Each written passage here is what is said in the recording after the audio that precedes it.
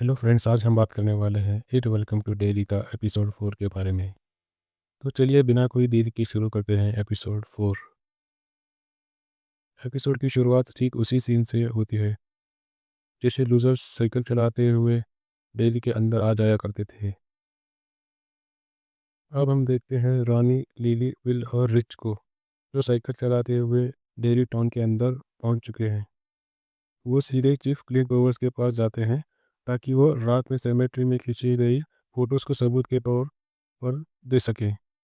सबूत के तौर पर, लेकिन जैसा कि हमने पहले कहा था, बड़ों को उन फोटोज़ में कुछ दिखाई नहीं देता, खासकर मर गए बच्चों की आत्माएं। उन्हें केवल वह क्लॉन दिखाई देता है और बाकी सभी ऑफिसरों को भी वह स्टैचू से स्टैचू जैसा लगता है। यह देखकर सभी बच्चे हैरान रह जाते हैं कि ऐसा कैसे हो सकता है। इसके बाद पावर्स गुस्से में उन बच्चों को वहाँ से भगा देता है, जो ये साफ दिखाता है कि इट यानी पेनीवाइज इन बच्चों का मजाक उड़ा रहा था।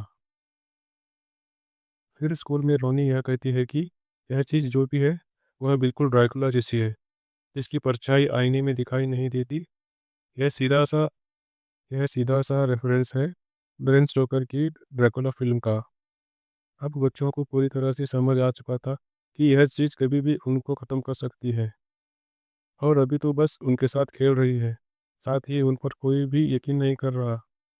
लिली को जेनिफर हिल असाइलम की उस हेड नर्स की बात याद आती है। वो उस नर्स से मिलने चली जाती है और उससे पूछती है कि क्या जब आप छोटी थी तब डेयरी टाउन में कभी बच्चे गायब हुए थे। बताती है कि ग्रेट ब्रिटेन यानी 1930 के समय में ऐसा कुछ हुआ था, लेकिन वैसा नहीं जैसा लिली ने बताया था। यह बड़े लोगों के साथ हुए घटनाएं ठीक तरह से याद नहीं रहती। ईंट का शिकार हुए बच्चे या फिर उनकी घटनाएं ऐसे लगती है जैसे यहाँ सब किसी बहुत छोटे से हादसे की धुंधला हो गया हो। यह सब सुनकर लिली काफ़ी निराश हो जाती है, लेकिन उसी समय हेड नर्स उसे दिलासा देती है। इधर शार्लेट के घर पर उसकी नेटिव अमेरिकन मददगार रोज़ उसका सामान लेकर आती है। रोज़ शार्लेट के साथ बैठकर काफ़ी कॉफ़ी पीती है और उसे सावधान। इन सब के अलावा हम एलोरिन को देखते हैं, जिसे एक प्रिविलेज के तौर पर जंगल में एक ठिकाना मिल गया था, जहां वो और उसके साथी आराम से आ जा सकते थे। लिख थी यहाँ हेलोरन को भी एनसी और नेगेटिव एनर्जी महसूस हो रही थी। इसी बीच स्कूल में लिली और बाकी बच्चों को दूर दूर से उनसे सतर्क रहो और छिप जाओ। कॉमिक के अंदर भी हम टर्टल फूड का सीन देखते हैं, जो कि वेटेरियन का रेफरेंस था। अब विल स्कूल से सीधे घर आता है और बिना किसी को बताए तेजी से अपने कमरे में चुपके से भाग जाता है, ताकि वह खींची गई तस्वीरों को फिर से देख सके। लेकिन तभी उसकी माँ वहाँ आ जाती है और वह पहले से ही तस्वीरें देख चुकी होती है। फिर विल उसे सब कुछ बताता है, वाली घटना का भी जिक्र करता है।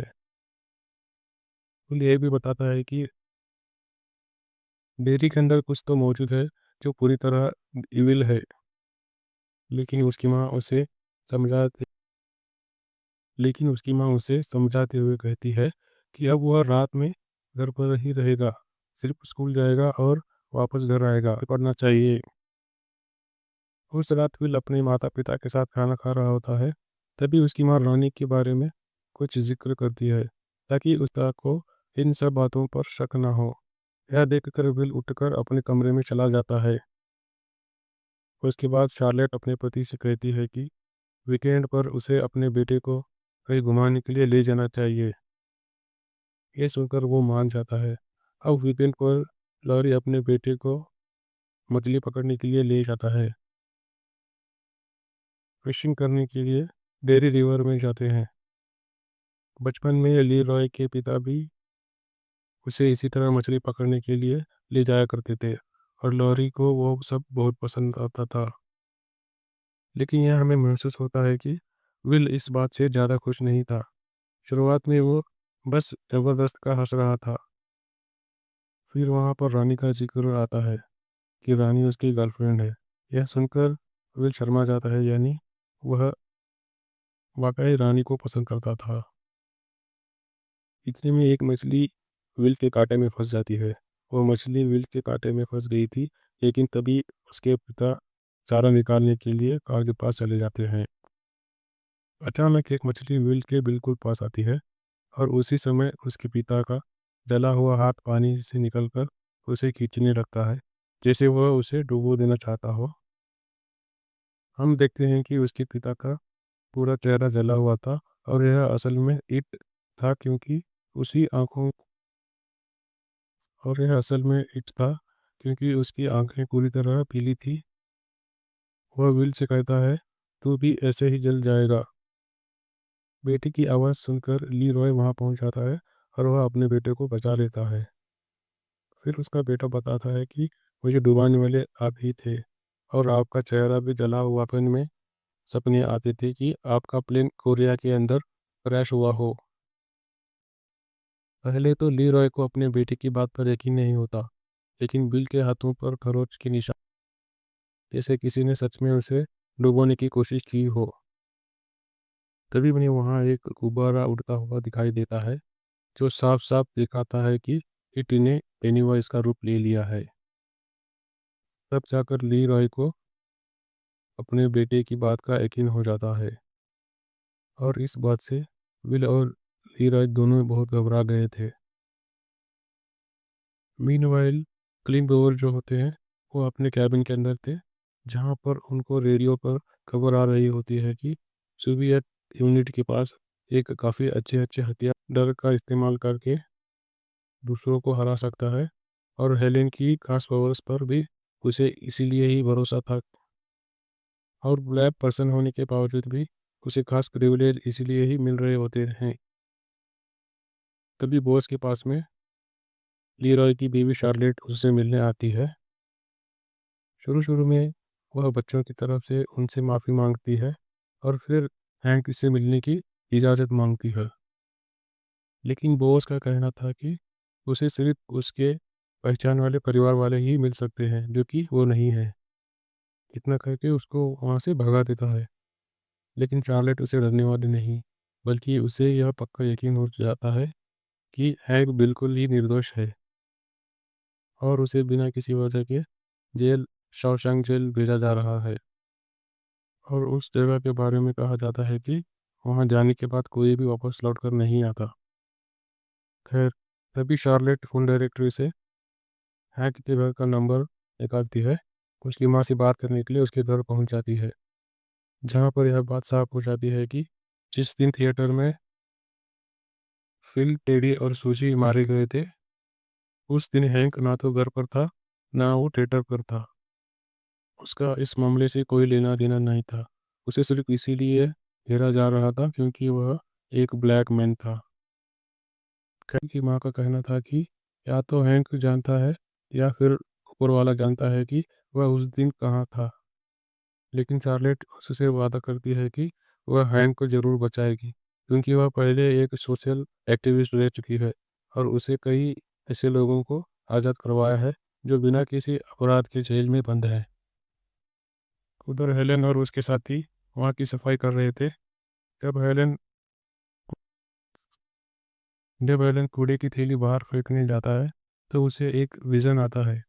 वह अपने सामने जंगल में खड़ी अपनी दादी को देखता है, जो उससे कह रही होती है, अपना ख्याल रखना मेरे बच्चे, रात को बाहर आने नहीं देना। अब या तो इससे इनडायरेक्टली चेतावनी दे रहा था, या फिर उसकी दादी सच में उसे सावधान करना चाहती थी कि ईट के बारे में किसी को कुछ मत बताना। हेलोरेन जंगल की और जाने वाला ही होता है, तभी मेजर ली रॉय वहाँ आ जाते हैं। वो अपने बेटे के साथ हुई घटना के बारे में बात करता है। वह बेहद गुस्से में था।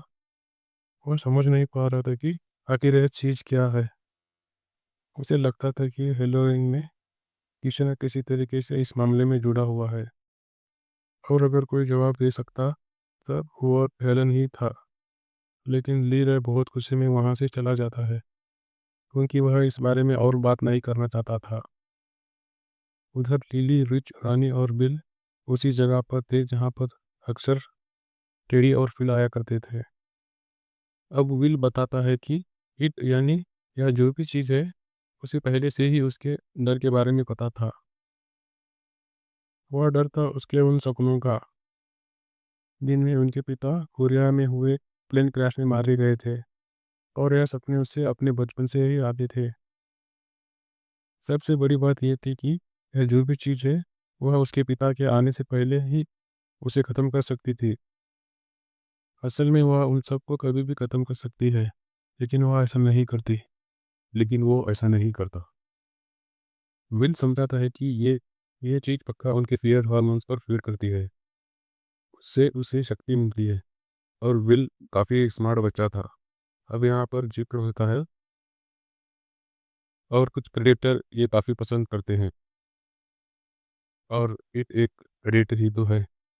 जब तक ये मासूम बच्चों में हाई लेवल तक नहीं जाते, तब तक इट उनको डराता नहीं, और जब ये एक्स मैक्स होता है, उस टाइम पर उनको मार डालता है। मिट्टी, फिल और टेडी ने इसकी ज़िक्र किया था कि उनको भी अजीब चीज़ें दिखाई देते हैं, और उनको मारने का रीज़न भी यही था। बेसिकली इट इन हार्मोन्स को पहले पूरी तरह अपने शिकार के अंदर पहुंचा रहा है, ताकि उसका खाना और भी अच्छा हो जाए। तभी रानी का ये कहना था कि ये इम्पॉसिबल है, हम कैसे नहीं डरेंगे, इतनी डरावनी चीज़ से कोई ना कोई तो डरेगा ही। लेकिन तभी लिली कहती है कि एक आइडिया है, और स्कूल के अंदर वो चारों को अपनी माँ की एक टैबलेट देती है, जिसको जीभ के नीचे रखने पर डर भाग जाता है। बेसिकली ये हो सकता है एंटी डिप्रेशन की टैबलेट्स हो, या फिर इसी तरह का कोई टैबलेट। चारों बच्चे अब एक एक पिल रख लेते हैं, कि जब भी नेक्स्ट टाइम कुछ भी अजीब पिल हो, तो वो ये टैबलेट को अपनी जीभ के नीचे रख के चबा ले, जिससे विल की थ्योरी साबित हो जाएगी। और हम सब जानते हैं कि ये सच है। इट जो है वो सिर्फ डर पर ही अपना कब्जा करता है। अब तभी क्लास के अंदर एक पैरासिटिक फ्लोआर्म का स्लाइड शो चल रहा था।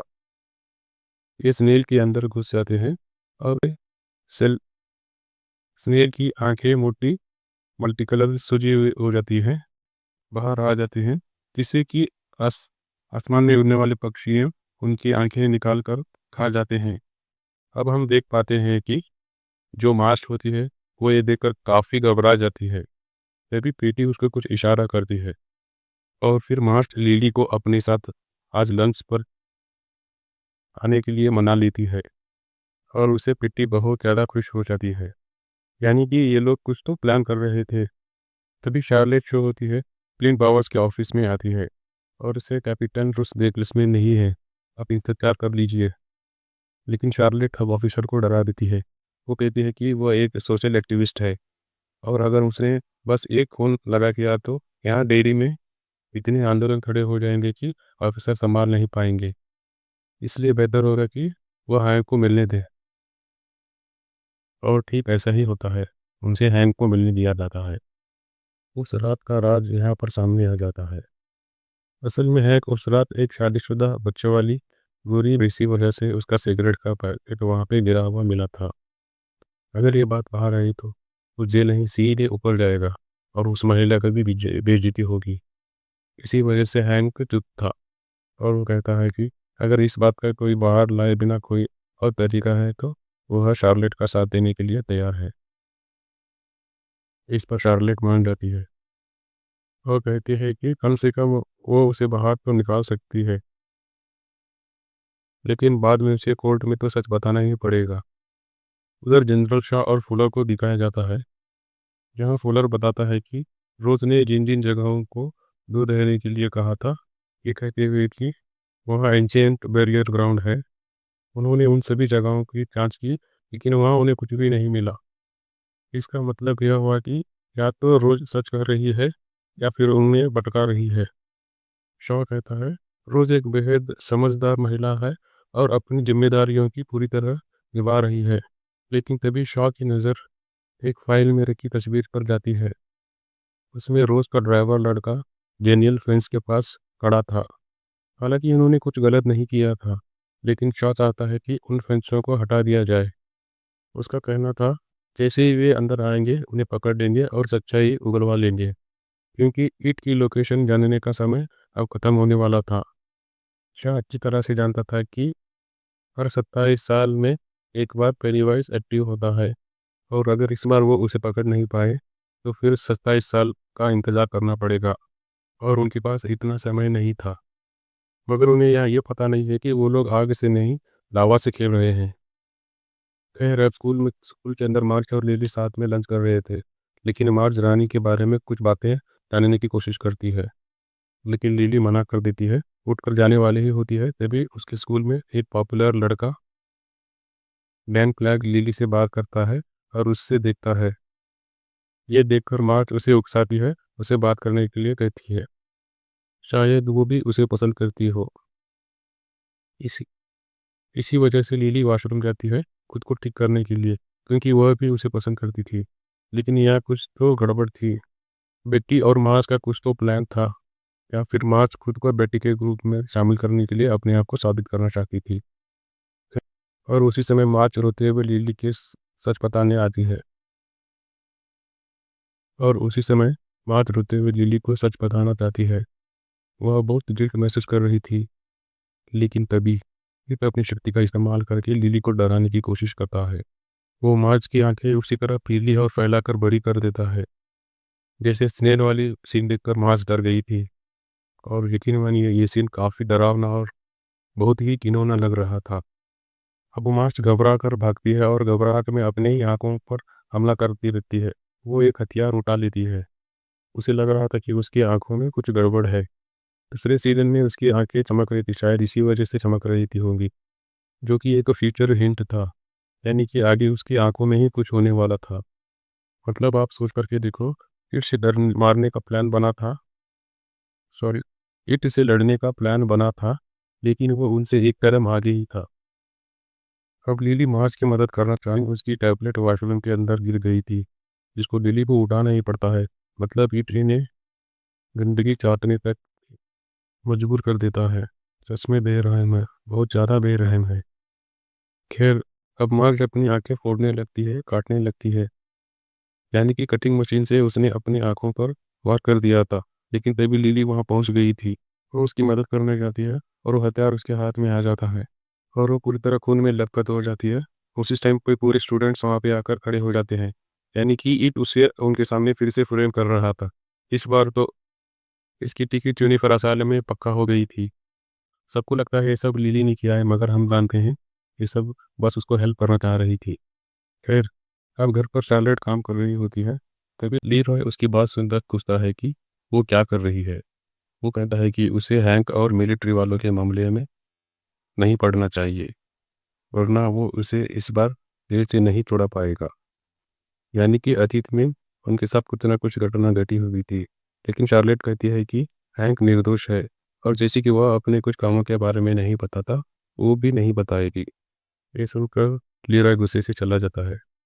अब रात में सब सो जाते हैं, लेकिन विल को फिर से वही सपना आता है। वो उठकर अपने टेलीस्कोप से बाहर देख रहा होता है कि तभी उसको पेनीवाइज की झलक जो पेड़ के पीछे दिखाई देती है, जिसे देखकर वो जोर से चिल्लाता है। उसकी चीख सुनकर उसके माता पिता भागते हुए उसके रूम पर पहुंचते हैं। जब लॉरी नीचे भागकर जाकर देखता है, तो उसे साफ साफ एक लाल गुब्बारा हवा में तैरता हुआ दिखाई देता है, जो उसे फिशिंग के टाइम पे दिखा था। और बस लीरॉय ब्लैकआउट हो जाता है और सीधे ही जनरल शॉ के पास जाता है और कहता है, आपने किसको हमारे पीछे लगा दिया है।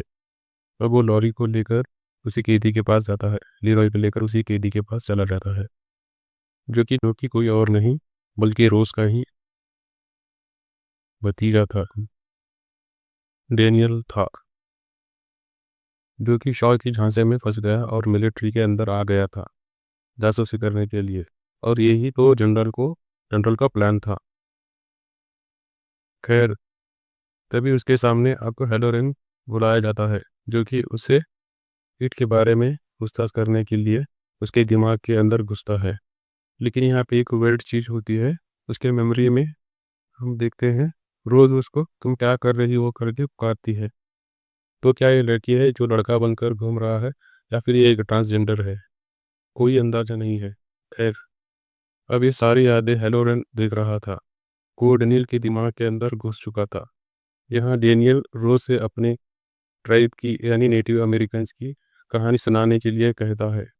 उनमें से एक कहानी बहुत फेमस थी और सच भी थी, गेलो की कहानी। इट को गेलो या गिलो कहकर बुलाते थे।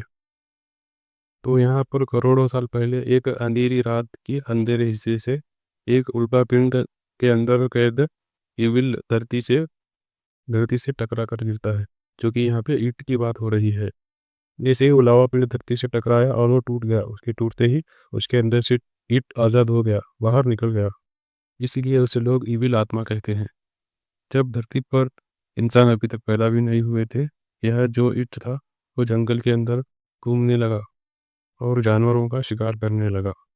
बहुत सालों बाद उनके ट्राइब से लोग जन्म होने लगे। गेलू को रोकने के लिए इन्होंने उस उल्का पिंड का टुकड़ा ले लिया और उस पर कुछ मंत्र से लिख दिया, जिसे इविल को दूर रख सके, जिसे उस इविल को दूर रखा जा सके और उसे काबू में किया जा सके। और गेलो भी उसे डरता था। यही तो उसका स्टोरेज बॉक्स था, जैसे जिन्न का चिराग होता है। शुरुआत में वो जानवरों का रूप ले लिया करता, या फिर उस चीज़ का जिसे वो लोग सबसे ज़्यादा डरते थे। शुरुआत में सभी इससे संभलना सीख लिया था और लोग गेलो के इलाके से दूर रहने लेते थे। ना वहाँ शिकार करते थे, ना वहाँ कोई जाता था। लेकिन एक दिन ऐसा हुआ कि वहाँ बाहर के लोग शरण लेने के लिए आ गए, मगर उन्होंने अपने इलाके में उनको जगह नहीं दी। तो तभी वो उस जंगल में जाने लगे, मगर उन्होंने उस जंगल में जाने के लिए रोका, ईंट के इलाके में जाने से रोका, मगर वो लोग नहीं सुने, वही उस इलाके में पहुंच जाते हैं और सभी लोग मारे जाते हैं। और उसमें बहुत सारे बच्चे भी शामिल थे। शायद वही से ईंट ने सीखा होगा कि बच्चों का डर सबसे ज़्यादा टेस्टी होता है, और यही से बच्चों की मारने की शुरुआत हो गई थी। उसके बाद वो इतना शक्तिशाली हो गया, वो जंगल से बाहर आकर गांव में शिकार करने शुरू कर दिया, क्योंकि उसको खून का मजा लग चुका था। इसी के चलते वो फिर से गांव में आकर शिकार करने लग गया। गांव वालों ने फैसला किया अब और लोगों की ज़िंदगी का खतरे में नहीं डालेंगे और ये इस जगह को छोड़कर चली जाएंगे। मगर उनमें से कुछ लोग इस जगह को नहीं छोड़ना चाहते थे, तो उन्होंने उस उल्कापिंड से और हथियार बनाना शुरू कर दिया। मगर कुछ लोग ईंट को मारने के लिए उस जंगल में चले गए थे, मगर उनको सबको ईंट ने मार दिया था। वो जिस भी चीज़ से सबसे ज़्यादा डरते थे, उसी चीज़ के शिकार में आकर सबको चुन चुन के मार देता है। एक लड़की अपनी माँ की चीख सुनकर वहाँ पहुँच जाती है और उसके हाथ में वो हथियार यानी कि उस उल्कापिंड का हिस्सा था। ये देख कर जो जले होता है, जो ईंट है, वहाँ से भाग जाता है। लेकिन बहुत देर हो चुकी थी, उस लड़की की माँ अब यही बची थी। वो लड़की समझ जाती है और वो जंगल में उस उल्कापिंड को ढूंढने निकल जाती है, और उसे एक बड़ा सा उल्कापिंड का हिस्सा मिलता है।